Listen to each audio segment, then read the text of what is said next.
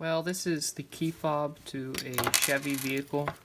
I'm not sure which model it is. I just have the key fob, and it was taken to the dealer because the key fob stopped working, and apparently something was wrong with the battery clip. So they put a kind of a blob of solder on this area, the large pad that folds back.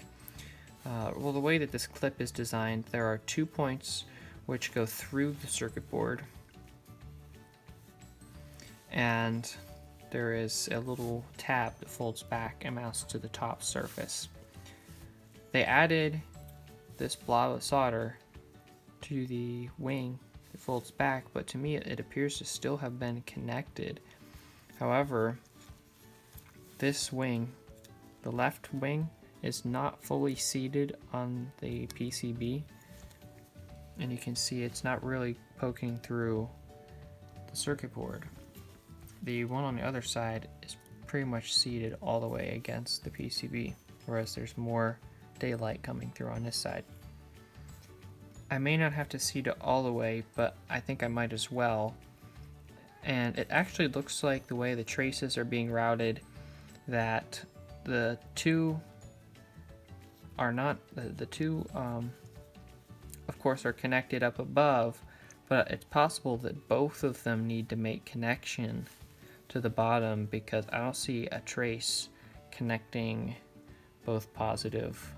Well, the clip is going to be the positive side of the battery, of course, because that's positive. So what I'm saying is, if there was a trace where they had connected both positives on the board, it might be our saving grace that only one of them has to be connected on the clip to work. But since I don't see that, I think we have to make sure that all 3 contact points make connection to where they need to go. The first thing I'm going to do is melt away this little blob of solder that was added at the dealership. I don't think it's helping a lot.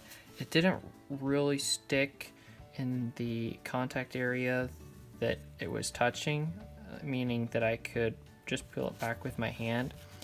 And so I don't think it's doing its job, and I don't want it to break off and cause troubles down the road.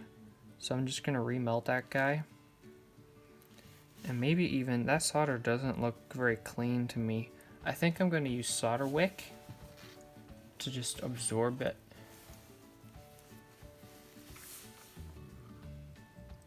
So the solder wick is basically just copper, but because copper is highly attracted to solder, or solder sticks very well to copper, it adheres well. Any excess solder, as it heats up, will be wicked or pulled through in between the channels and all the weaving of the solder wick. Well, I'm gonna add just a tad of solder. I do this often, you know, it's just a way to get the heat transfer going. And then once it's going,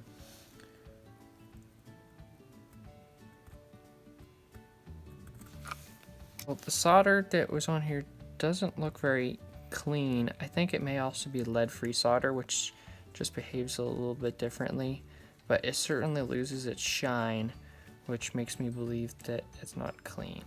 Well, if I can help it, I'm going to get all this solder off and then replace it with fresh solder.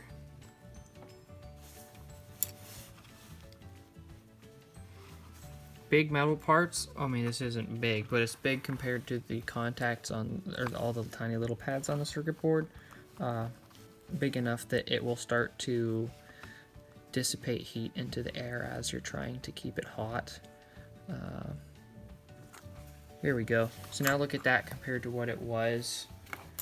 You can pretty much only see the top surface of the metal of the clip without any solder, and there is still solder holding it to the board, and that there actually looks like a better connection.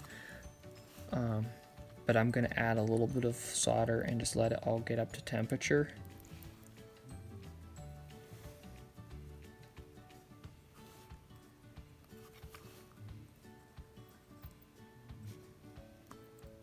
Okay.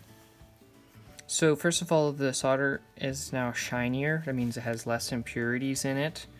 And I have had poor solder connections, or things that looked like they looked like they were soldered together, but actually did not conduct electricity because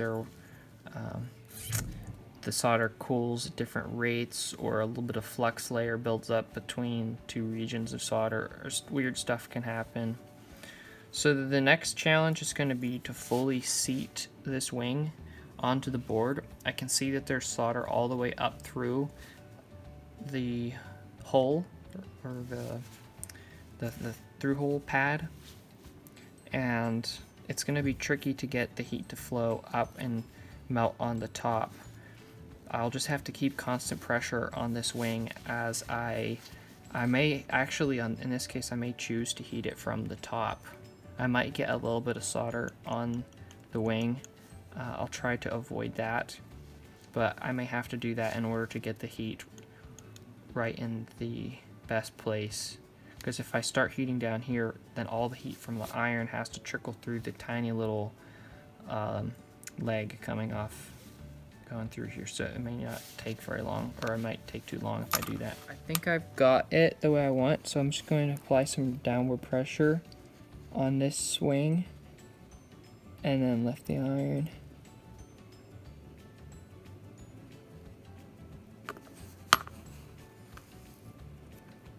Yeah, that's fully seated.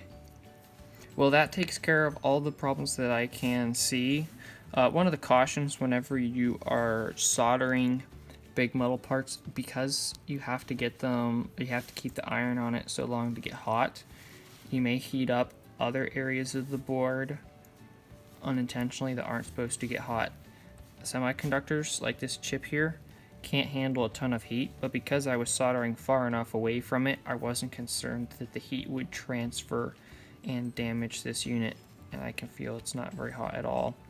But if it was right on the opposite side, then I might be concerned that keeping the iron on the clip for too long could damage the other components, so just be cautious of that.